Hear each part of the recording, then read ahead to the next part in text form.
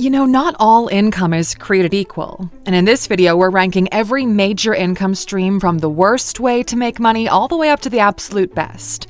Think of this as the map of money. You'll see exactly where you stand right now and what it takes to climb.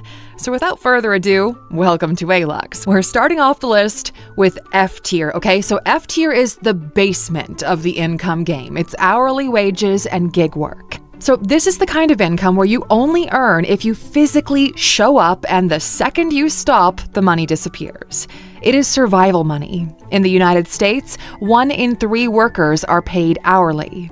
These jobs dominate retail, food service, delivery, warehouses, and construction.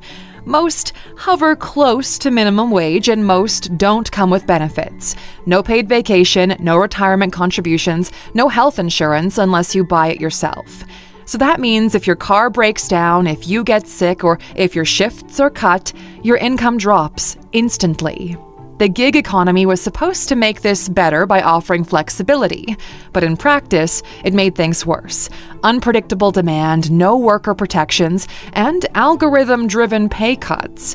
The trap is simple. You're exchanging time directly for money with no leverage. Work 1 hour, get 1 hour of pay. You can't multiply yourself, you can't delegate, and you can't compound. Even if you hustle and grab overtime, you're capped by the same 24 hours everyone else has. Inflation erodes your purchasing power while your expenses stay fixed. That's why F tier is a dead end. Hourly work ties your income to your stamina and your health. The second either falters, the money stops. It doesn't matter how reliable or hardworking you are, you'll never escape the cycle because the system is designed to keep you there. The companies capture the scale while you capture only the hours you survive. In wealth terms, this tier has 0 leverage, 0 ownership, and 0 scalability. If your income depends on showing up every single hour, you don't own your time. Your time owns you. That's why hourly wages will always be F tier. But let's move on, okay?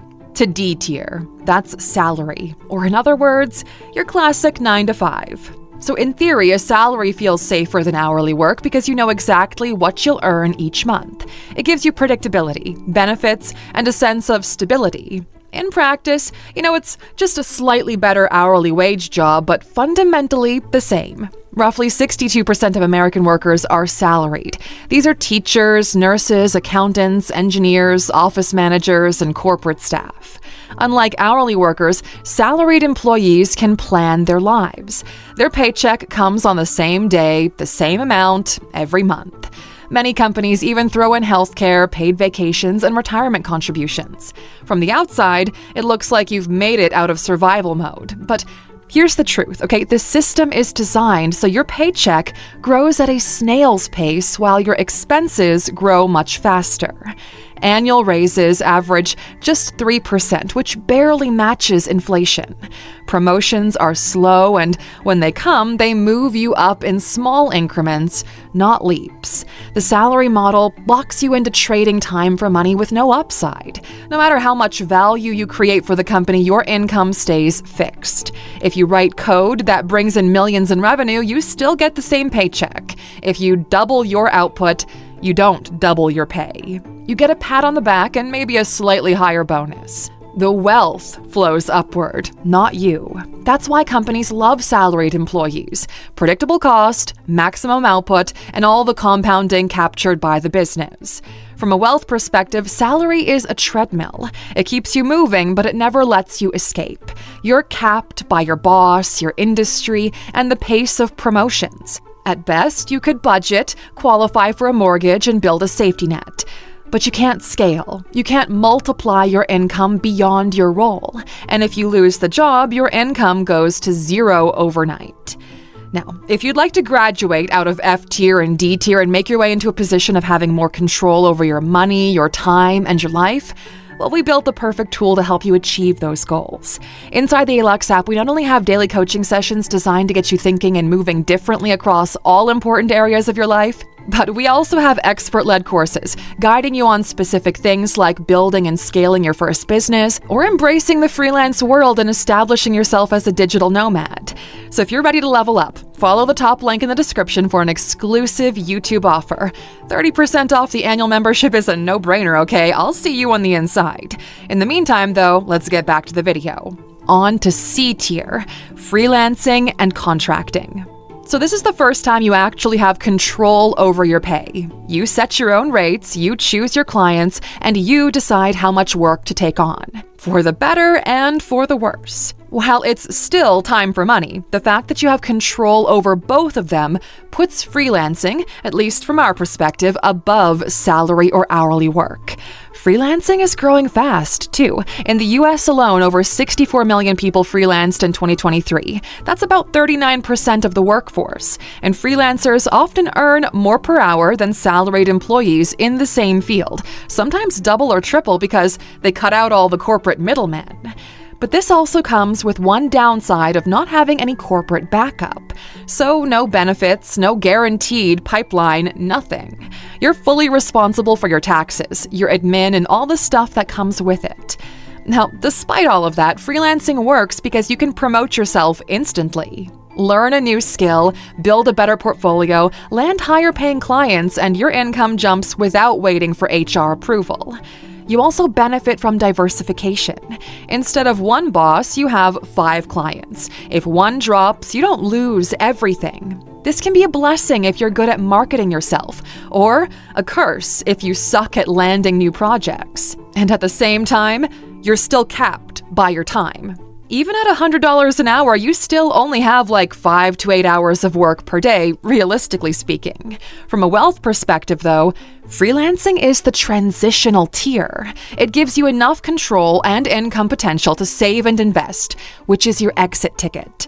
Many millionaires started out as freelancers, designers, programmers, consultants who used freelancing cash flow to fund their first investments or businesses. But very few freelancers get rich from freelancing alone. The ones who win are the ones who move up the value chain, turning clients into retainers, turning services into digital products, or using freelance cash flow to acquire assets. Freelancing is better than a salary because you control the ceiling. But until you build leverage, you're still tied to your own effort. Which brings us to the next tier.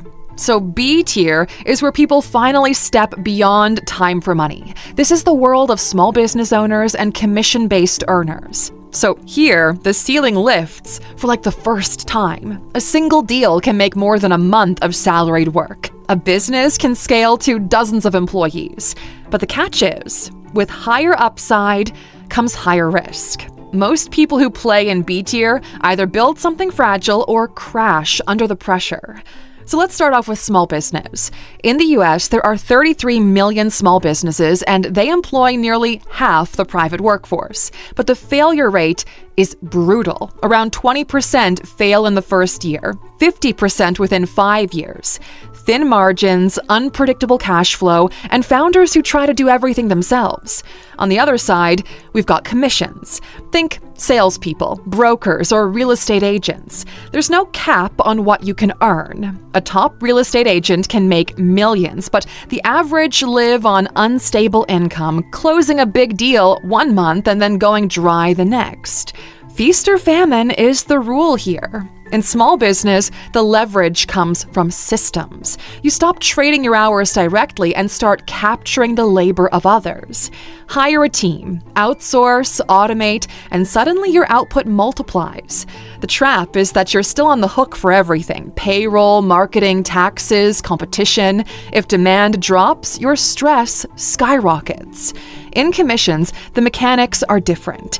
Your income is directly tied to performance. Sell more, earn more. That's real leverage compared to a fixed salary.